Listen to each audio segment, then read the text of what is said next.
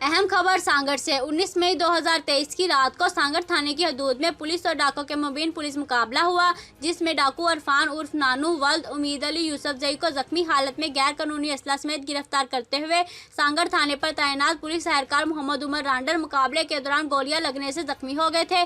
SSP Abid Ali Bloch ने बरवक्त तिबी इमदाद के लिए अपने जवान की जान की हिफाजत करते हुए फौरी तिबी इमदाद, इलाज और मुआवजे के लिए अस्पताल मुंतकिल करवाया।